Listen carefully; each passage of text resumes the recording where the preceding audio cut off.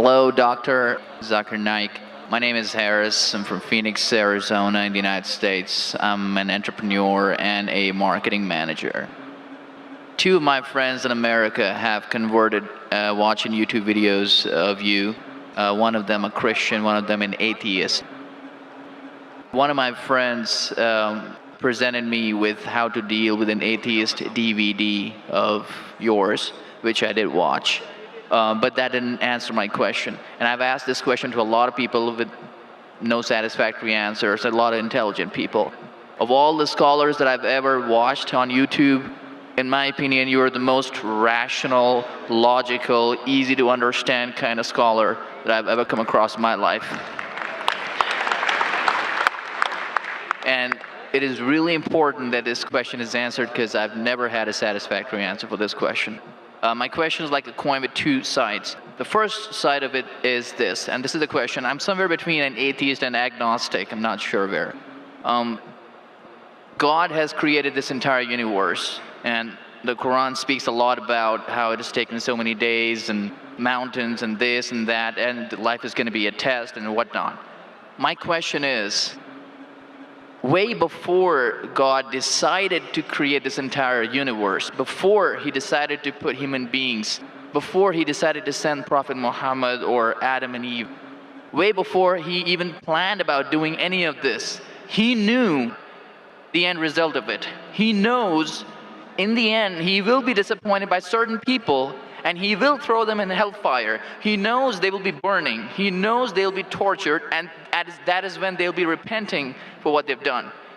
Way before he created the entire universe, he knows the outcome is gonna be bad. It may be good for certain people who are in heaven, but he knows that he can save those people from being in hell, way before he even decided to go ahead with the creation.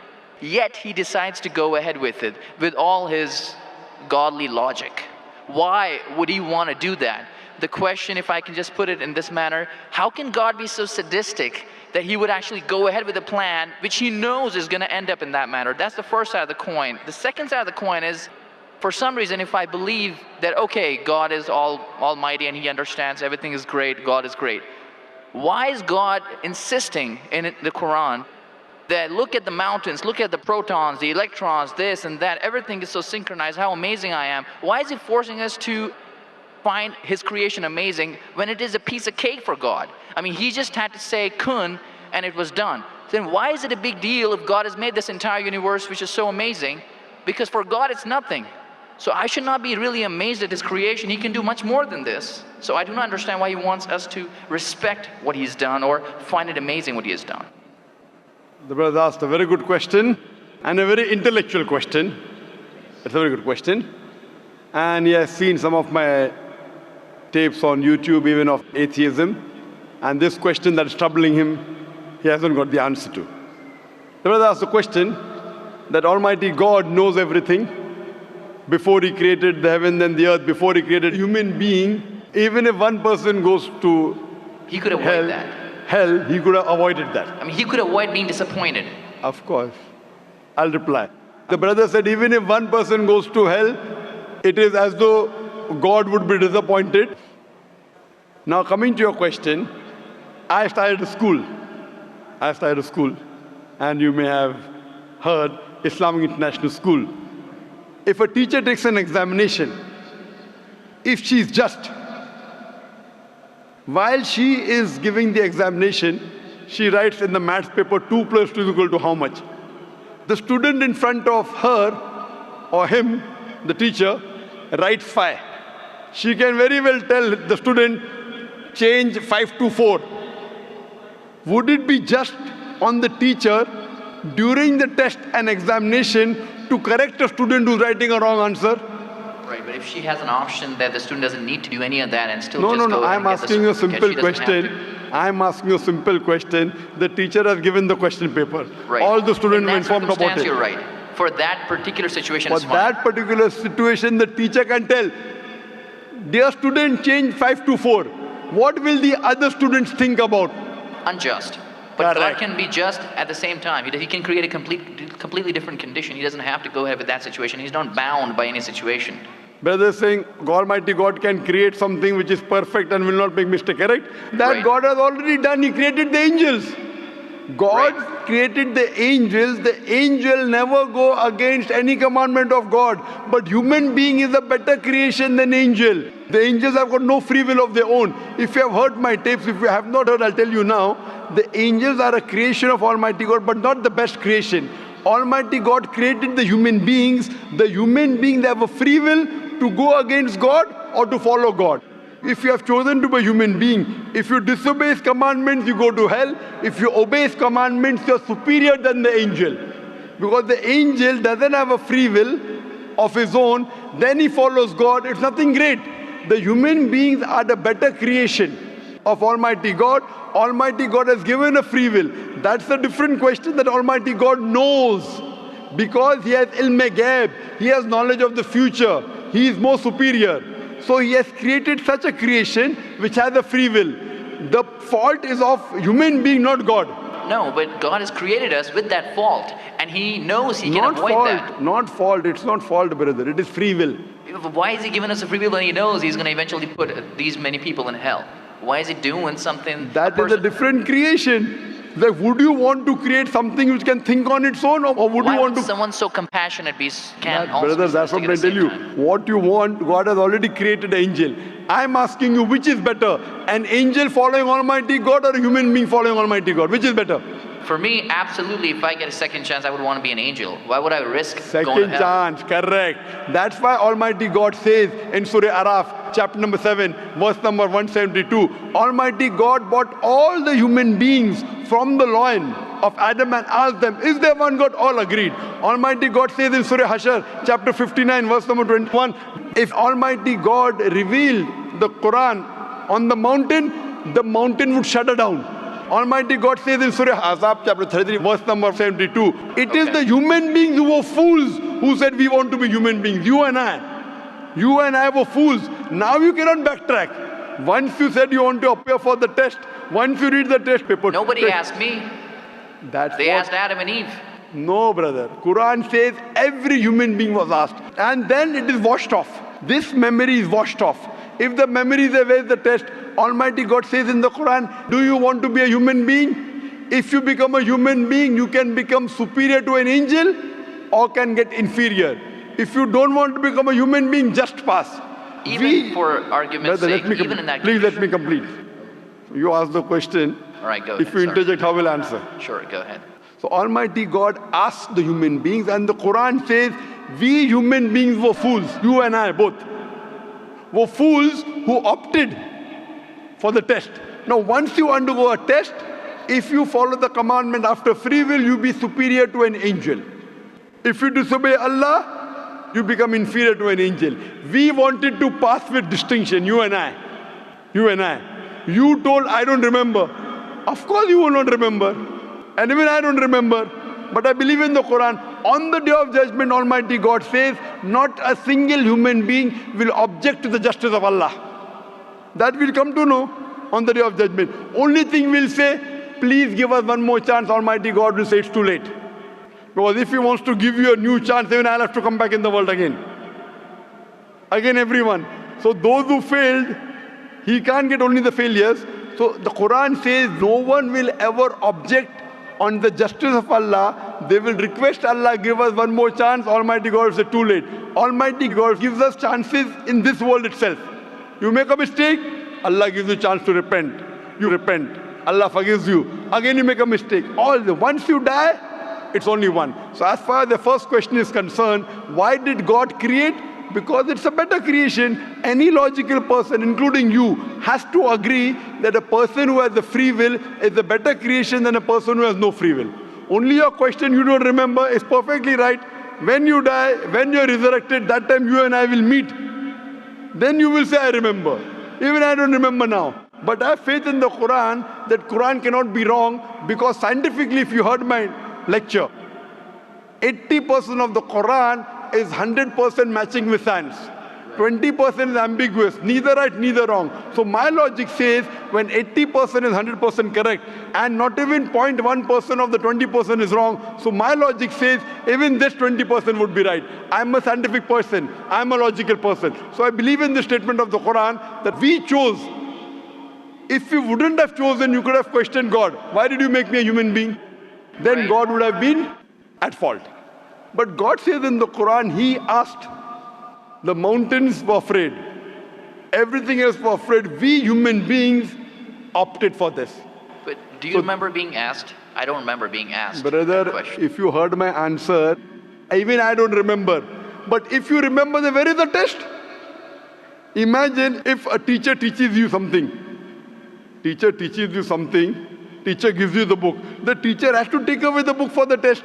If the teacher says, okay, take the book and answer, where is the test? Okay, but why? After the examination is over, you can go home and check or not. But even before the exam began, God knows the end Brother, result. listen to me. After the examination is over, can you go and check home or not in the textbook? Absolutely. But during the examination, can you check? No. So now the examination is going on, brother. Once it's over, you can check. If you tell teacher, I want to see the textbook, I don't remember. No. During the examination, you cannot refer to the textbook. It will be called cheating. Correct? So once the examination is over, if you don't remember, you tell God, what is this illogical? But Quran says not a single human being will object to the justice. Let the test get over. So today, I being a scientific person, I being a logical person, based on my knowledge of science, based on my logic, when I read the other scriptures and when I read the Quran, I find Quran is the only book, only religious scripture on the face of the earth which passes this test. So therefore I, being a scientific person, being a logical person, agree, okay, fine. This statement of the Quran also has to be right. I don't remember, that's the test. If I remember, where is the test? So that answers the first part of the question. First part, that saying that God was sadist. God is not sadist. For example, I start a medical college. I want the school students to go to medical. How many students who go to school enter the medical college? Just roughly, can you guess? Few. Surely less than 5%. Less than maybe 1%. So why did you make a college where only 1% can enter? Fine. It is for selected few. So same way God made heaven, Jannah, Jannat-e-Firdaus. Everyone cannot go to Jannat-e-Firdaus. Why not? Sorry? Why not? Why can't everyone go to medical college? Because it's human capacity. If humans were capable of being able to put everyone in medical college, they would. That's the way we are made. The same way everyone cannot become a doctor. Only those who have the capacity. Same way everyone cannot go to Jannat-e-Firdaus, the high levels of paradise. We have to strive. God has given you capacity. If you don't follow His guidance, you cannot. If you follow His guidance, to go to Jannah is very easy. If you're intelligent, it's very easy. If you're intelligent and if you're truthful to yourself. But if you're not truthful to yourself, even a non-intelligent man can go to Jannah. Only thing, you should be truthful. God has given you different options how to follow Him. Some people think they are smart. I tell them they're extra smart. If they were smart, they would see it is crystal clear, in black and white, that this is the word of God. You have to follow it. That's the reason Francis Bacon said, little knowledge of science makes you an atheist. In-depth knowledge of science makes you a believer in God. So I wouldn't say God is sadist. I said we were fools who opted to undergo the test. Not God. God gave you an option. What do you want to be? We chose. So we are responsible, not God. God is not a sadist. We are fools. That's what the Quran says. On the day of judgment, you will come to know, inshallah, you and I both. Inshallah, if I go to Jannah, inshallah, I'll pray to God, I'll thank God. You know, I was a good person, I choose to be a human being. If you pass that. If you fail, then we will curse our own self. Hope that answers the question. The second part? Sorry, what was the second part? That even if I believe how almighty He is, how knowledgeable He is, why is He so bent on convincing us, look at the mountains, look at the electrons, look at the protons? Right. The second part of the question was that why does Almighty God give references of the mountain that He's created this? For Him it is peanuts. So why is He talking? You know why is He saying? He's saying these peanut things, mountain, they would shudder. You human being who are superior, why don't you understand?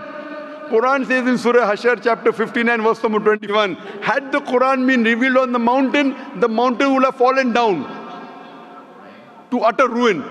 But to us human beings it makes no difference. He's giving these examples to show that these things which are so powerful, the mountains, etc., which He has created, would have submitted their will. Why don't you human beings do? He's trying to give an example that we are fools. He's not trying to praise Himself. And whenever He asks us to praise Him, or when He says, for we say Allahu Akbar, God is the greatest. Do you think it will change Allah? No. Whether you say 1,000 times Allahu Akbar or 1,000,000 times, He cannot become greater. He's already the greatest.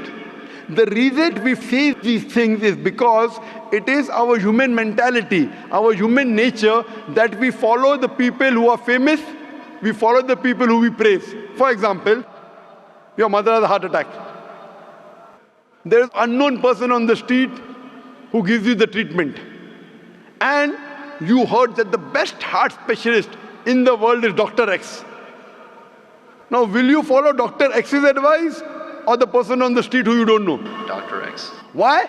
Because Dr. X is famous. People know him. He's the best in the world. So the reason in our salah, in our life, we say Allahu Akbar, Allah is the greatest, Allah is the most wise, Allah is the most intelligent. Why? If we say that, it doesn't benefit Allah. It benefits us. That if we praise Him, we follow Him. If we follow, we go to Jannah. To Allah, it makes no difference. Therefore, Allah says, will you not then believe? Will you not then understand? That means the Quran is revealed to the people for understanding. So He's giving this example not to make Himself great. He's already the greatest. Whether you say 1,000,000 times Allah is the greatest, it will not make a difference to Allah. He's telling it to you. Allah says in the Quran, Allah does not require you, you require Him. So when we praise Him, it is human psychology that the person you praise, person you talk great about, you tend to follow his advice. By following his advice, it will benefit you, it will not benefit him. He is already the greatest. He is already the merciful. So these are rules and regulations laid down. He is our creator. He knows our mindset. You are a student of science, correct? I am also a student of science. The moment I come to know, Allah mentioned these scientific facts which we came to know today, 50 years back, it increases my faith in Allah. Allah says in Surah Fusilat chapter 41 verse 53, Sanurihim ayatina fil afaqi wa fi anfusihim hatta yatabayyana annahu al-haq. Soon we shall show them our signs in the furthest regions of the horizons and into their soul until it is clear to them that this is the truth. So Allah is giving these examples so that it benefits us. For Him, it makes no difference. It is benefiting us, so He is giving us a chance to follow Him so that we can go to heaven. Hope that answers the question, brother. I recognize His power, and I understand He's amazing in all that He's done. But am I expected to be amazed at His achievements at creating this universe? Because for Him, it's like a 1-second job. Correct. Right? So for Him, which is 1-second job, when He tells you not to have alcohol, if you have alcohol, sure. But am I expected to be amazed at His creation? No, see, the thing is that He is not there to prove Himself better. If you believe that for Him it is peanuts, so will a person lie? No. So if He says don't have alcohol, you will not question Him. No. Don't have pork, you will not question Him. Yeah, but I'm not amazed at His creation because for Him it's nothing. Compared to us, it's amazing. For Him, it's nothing. Right. But compared to us, a person who can create the universe, when He tells me not to have alcohol, I immediately follow. Sure, I don't mind following Him, but do I have to be amazed at His creation, as is said in the Quran? See, as you asked me the question, should I be amazed at the creation? Right. I would say, if I believe human being is a better creation, then yes, I'm amazed, and then I say, Alhamdulillah, He has made me better than that. So if I'm amazed, He made the mountains, He made the stars, He made the sun, but He made Zakir Naik also. He made a human being. and we are the best of creation. So he gives these examples so that we realize what benefit he has given to us, all the favors he has given to us. Talking about the science, talking about the protons, talking about the mountains. Finally, he says human beings are the best creation. So in comparison, we have to agree that our Creator has created this human body, the molecules, the DNA, the complex thing, which can never come by chance. So in this way, we are amazed at the creation of the human being. And then we submit to him. If we are not amazed, only by being amazed, we submit that he is our Creator, he is worth worshipping. No one else can do that. This is so that we worship him, and we pass the test, and we go to paradise. Hope that answers the question. If Bill Gates gives me $100, should I be amazed that he has given me that money? I believe that the question has been answered, and unfortunately we are very constricted for time. You are welcome to come back tomorrow, inshallah. As with all of the brothers and sisters, we have come to the end of tonight's session. So please, a very big thank you. I'll just give this last. It said, if Bill Gates gives you $100, Should I be amazed? Will you get amazed? Brother, the question is, why should Bill Gates give you $100?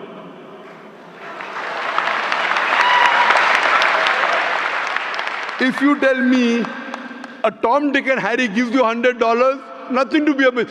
Bill Gates gave me $100.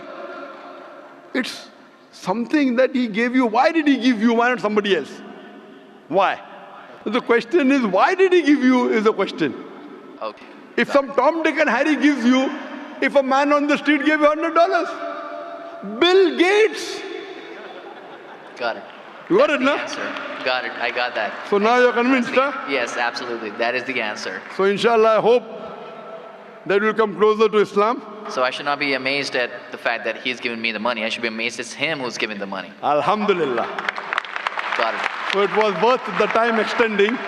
Alhamdulillah.